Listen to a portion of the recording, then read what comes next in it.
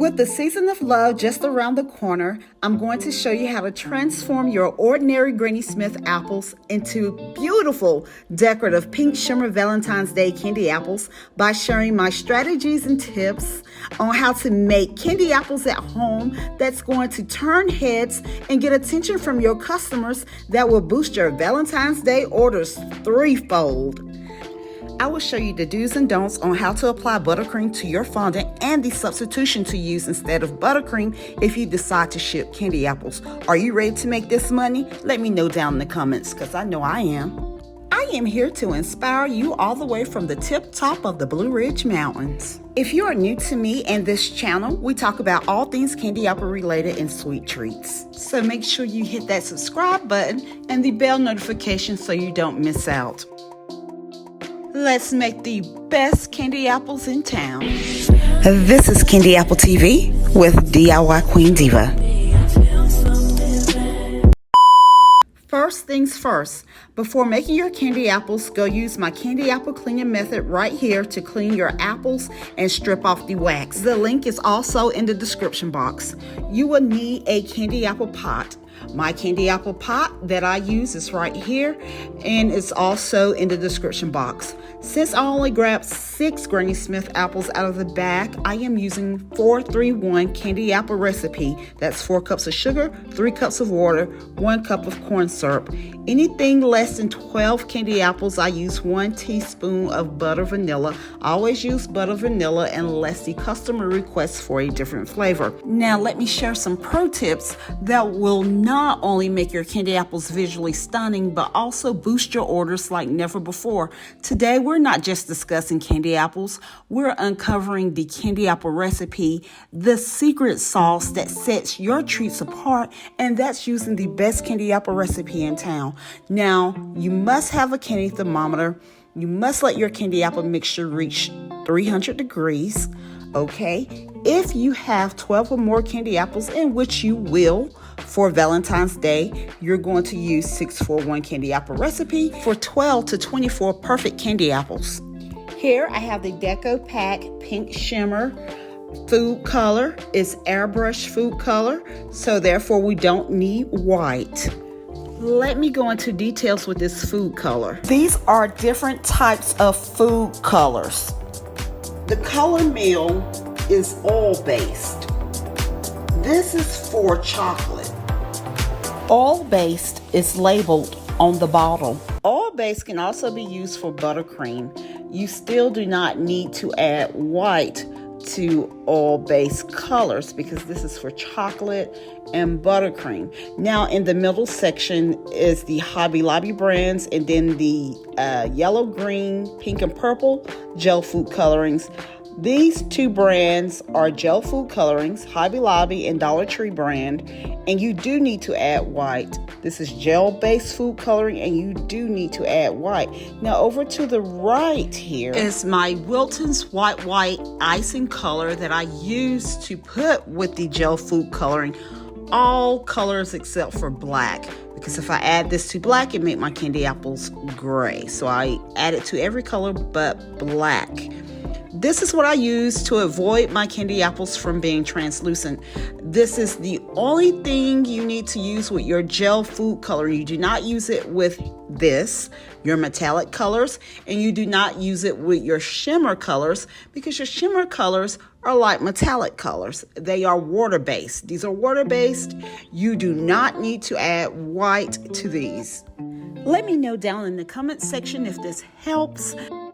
Now back to our perfect pink candy apple recipe. Now let's talk strategy. How can you boost your Valentine's Day orders threefold? My friend, my divas, it's all about creating a buzz. But first, make sure you tilt your candy apple pot and then rotate your candy apples. Now take your candy apples and scrape the bottom of your candy apples on the side of your pot. Now it's all about creating a buzz, my friends. You already have the best candy apple recipe to set you apart from your competition. So now you need to engage on your social media. Whether you are using Instagram, Facebook, Pinterest, eBay, or some other social media, make sure you post, engage with your followers. It's not just about telling your family and friends. Engage on your social media, because what if you need to ship treats? What if you need to ship your candy apples? In fact, I have a video right here on how to ship candy apples. You don't have to limit yourself to your city. The world is wide open, guys. The world is wide open. You can ship your treats. Post on your social media. If you have a website, that's where you're going to draw that traffic for shipping. Now, the last candy apple gave me a hard time tonight. The last candy apple always give you a hard time. Well, I got a bubble, so I popped it with a toothpick and re-dipped the candy apple, but the bubble came back. And the reason why, I clean my apples really good, it's the stick.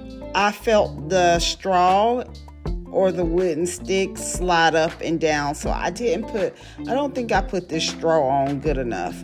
So I am just trying to pop it again. I may have a tiny hole right there at the top, but make sure your candy apple sticks and your paper straws are inserted tightly. Now, let's get to the decoration. These are the hearts. Roll out your fondant and use your heart cookie cutter and cut your hearts out. Now you want to use your embosser to stamp a fancy design on your heart. This adds that extra touch of elegance. And don't worry, it's easier than it sounds. We're aiming for hearts that not only steal the show, but also leave your customers in awe. These candy apples are so cute. Now, if you notice on the side of my candy apple, that last candy apple touched the other candy apple. I had to pull them apart. These are star tips that I am using. You can use any star tip. Any star tip will work. And this is American buttercream. I am going on the outside of the heart. And I'm telling you guys right now, only design the outside or the border for the heart. Now, if you mess up, you get your cake spatula and you start over. That's the best part about working with buttercream. Put your candy apples in the refrigerator in a candy apple box, not a candy apple bag, so the buttercream can get hard. Now, these candy apples with the buttercream, you should only make for local delivery. Do not ship these because they have the buttercream. Now, they do have roses like here that you can put fondant on fondant so you don't use buttercream if you're going to ship. I have the rose silicone mold in the description box as well.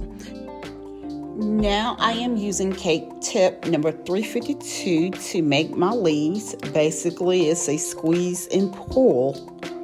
When you are posting these candy apples on your social media for local sales, make sure you take high quality, eye-catching pictures.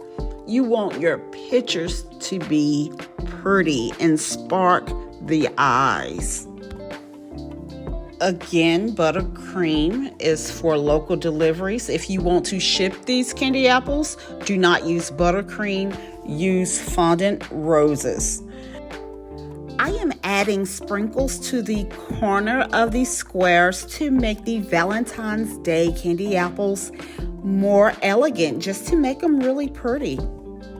Now, if you place fondant on your candy apple, you need to leave it there, because if you try to take it back off, you're going to have a hole or a tear.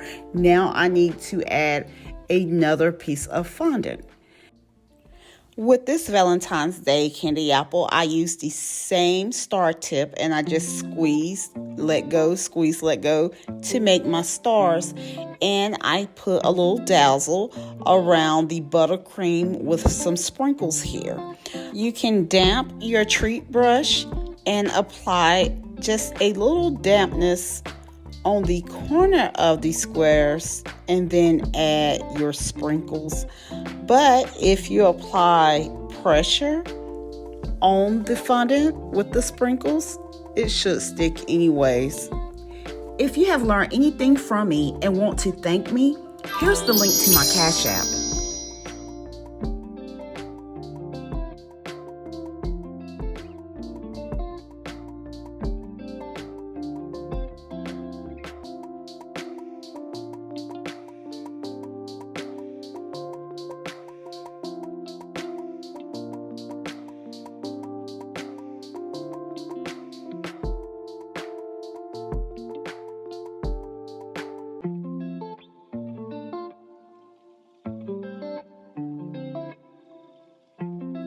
When I say only apply buttercream around the border of the heart, that's what I mean, because I'm hard-headed too. And I tried to fill this heart because I thought it was going to be super cute, honey. Honey, child. Once I got done, oh no, I'm getting ready to show you. Before I got done, I was like, what's going on here, honey?